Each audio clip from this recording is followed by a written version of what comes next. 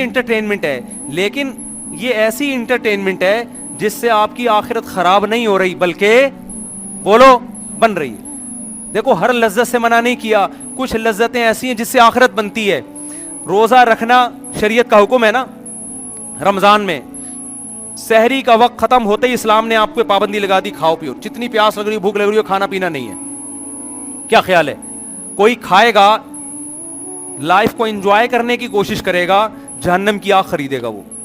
لیکن جہاں اذان ہوئی مغرب کی, آپ کا دل چاہ رہا ہوتا ہے پانی پیوں, آپ کا دل چاہ رہا ہوتا ہے پکوڑوں پہ ٹوٹ پڑوں, آپ کا دل چاہ رہا ہوتا ہے سموسوں پہ ٹوٹ پڑوں, تو اسلام آپ کو کیا کہتا ہے؟ یہ چاہتوں پہ کنٹرول کرو. بولتے کیوں نہیں؟ چپ بیٹھے ہوئے, چپ بیٹھے شادی کیا کرو گے یار تم لوگ؟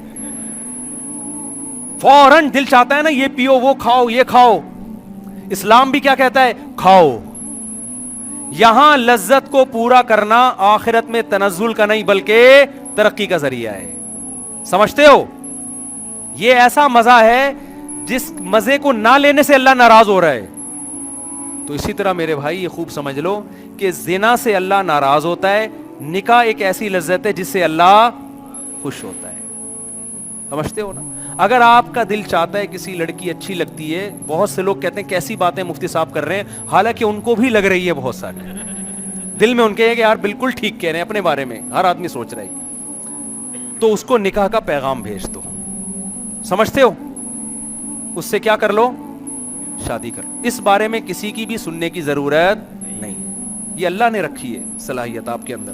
نکاح کا پیغام بھیجو, کسی کے کہنے سے باز نہ ہو, اس سے شادی کر کے بیوی بنا کے گھر میں رکھو. دوبارہ آپ کا دل چاہتا ہے حقوق اس کے بھی ادا کرو, اگر مزید کے بھی ادا کر سکتے ہو آپ معذرت کے ساتھ یہ کام دوبارہ بولو نا کر لو. جس خدا نے ہمیں پیدا کیا اس کی طرف سے ہمیں کیا ہے؟ یہ پرمیشن. اس نے اس لیے پرمیشن دی ہے کہ اس کو پتا ہے کہ اگر تم لوگ یہ کام نہیں کرو گے یہ لڑکیاں گھروں میں سڑیں گی, یہ برباد ہو جائیں گی. بیٹی کی پیدائش باپ کے لیے عذاب جان بن جائے گی, جو کہ بن چکی ہے. کیونکہ آپ کلچر سے پوچھتے ہیں, کلچر ایک آنکھ سے دیکھتا ہے. کلچر کیا کرتا ہے؟ وہ صرف اپنے مفاد دیکھتا ہے, وہ انسانیت کے مفاد نہیں دیکھے. کلچر جہیز کا ہے نا, تو یہ ایک آنکھ ہے کہ نہیں ہے؟ انسانیت کا مفاد ہے اس جہیز میں.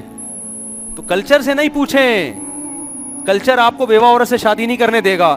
خدا چونکہ اس بیوہ عورت کا بھی خالق ہے, وہ آپ کو نہ صرف اجازت بلکہ ترغیب دے گا. سمجھتے ہو؟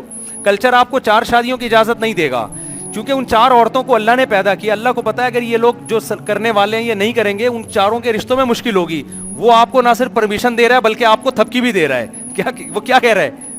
النکاح من سنتی, پہلا بھی دوسرا بھی, ہر نکاح سنت ہے پیغمبر کی. وہ کہہ رہا ہے مسجد میں کرو, جلدی سے تو بس 1 سیکنڈ لوں گا میں, جلدی بات چل پڑی. دیکھو جب دوسری شادی ہو تو شریعت میں حکم ہے مسجد میں کرو. اگر یہ کام برا ہوتا تو شریعت کہتی پہلی شادی مسجد میں ہوگی, دوسری مندر میں ہوگی. دوسری بھی کیا ہونی چاہیے؟ مسجد میں. پہلی شادی میں امام پر ہے کہ وہ جو خطیب ہے خطبہ پڑھے. خطبہ عبادت سے پہلے ہوتا ہے, نماز میں ہوتا ہے نا, جمعے کی نماز میں, عید کی نماز میں, استسقاء کی نماز میں. نکاح سے پہلے بھی کیا ہے؟ خطبہ, تاکہ پتہ چلے یہ مقدس عمل ہے, غلط کام نہیں ہے. دوسری شادی میں بھی خطبہ ہے یا نہیں ہے؟ اگر دوسری شادی برا کام ہوتا, اللہ کہتے پہلی میں تو خطبہ ہوگا, دوسری میں خطبہ نہیں ہوگا, صلواتیں ہوں گی. خطیب کو چاہیے 25-30 گالیاں دے, تو شرم نہیں آتی تو رہتے چھوٹے چھوٹے بچوں کا خیال کر لیتا, بغیرت تیری داڑھی ہے, سفید داڑھی ہے, تیری داڑھی نہیں ہے, داڑھی کی سنت تو پوری کی نہیں, شادیوں کی سنت تو پوری کر رہا ہے. تو اس قسم کی صلواتیں 25-30 سنا کے کہتے ہیں ہاں بھائی میں نے تمہارا فلانی کا ڈمکانی کا تم سے کیا, قبول ہے؟ وہ کہتے ہیں ہاں جی, اتنی گالیوں کے بعد مجھے کیا یہ رشتہ قبول ہے. تو دوسری میں بھی کیا ہو رہا ہے؟ اسی طرح سے خطبہ ہو رہا ہے, مسجد میں ہو رہا ہے, خطبہ ہو رہا ہے. اس کا مطلب اللہ اس کو بھی کیا کر رہا ہے؟ اپریشیٹ کر رہا ہے. پہلی شادی میں بھی ولیمہ ہے. جو کام غلط ہوتا ہے چوری چھپے کرتا ہے, پبلک کو بتاتا نہیں ہے. چرس پی رہا ہے, پبلک کو بتائے گا آج میں نے چرس پیا, آ جاؤ, یہ سارے لوگ آ جاؤ, آ جاؤ. نکاح ہمیشہ پیغمبروں نے جب بھی نکاح کیا ولیمہ کیا, کھلے عام پبلک کو کھانا کھلایا ہے. بارات اسلام میں نہیں ہے, ولیمہ ہے. تو پہلی شادی میں بھی ولیمہ ہے کہ بھائی اچھا کام کیا ہے, پبلک کو بتاؤ, سب کو جمع کر کے کھانا کھلاؤ, ہے نا. اور حدیث میں آتا ہے ولیمے کی دعوت کو بھی مت ٹھکراؤ. کسی نے شادی کی, تمہیں بلایا, دولہے کو اپریشیٹ کرو, جاؤ ولیمے میں, اپنے عمل سے بتاؤ بھائی خاندانی کام کیا, تبھی تو شرکت کرو دعوت میں. حدیث میں آتا ہے جس نے ولیمے کی دعوت ٹھکرائی اس نے میری نافرمانی کی. کیوں آپ اس کو اپریشیٹ نہیں کر رہے شادی پہ؟ کھانا نہیں ہے اصل میں تو یہ اپریشیٹ کرنا ہے. تو پہلی میں بھی ہے ولیمہ, دوسری میں بھی کیا ہے؟ اس کا مطلب اللہ پہلی پہ اتنا خوش ہو رہے ہیں اتنا ہی دوسری پہ بھی خوش ہو رہے ہیں. اللہ میاں کہہ رہے ہیں بھائی کیا ہے, پبلک کو جمع کر کے کھانا کھلاؤ, لیکن میں نے دولوں کی کانپیں ٹانگتی ہوئی دیکھی ہیں. پہلی پہ تو کھلا رہے ہوتے ہیں, دوسری پہ پھیکی پھیکی مسکراہٹ لے کے چھپتا ہوا 4 آدمیوں کو چھپڑ میں لے جا کے کھلا رہا ہوگا.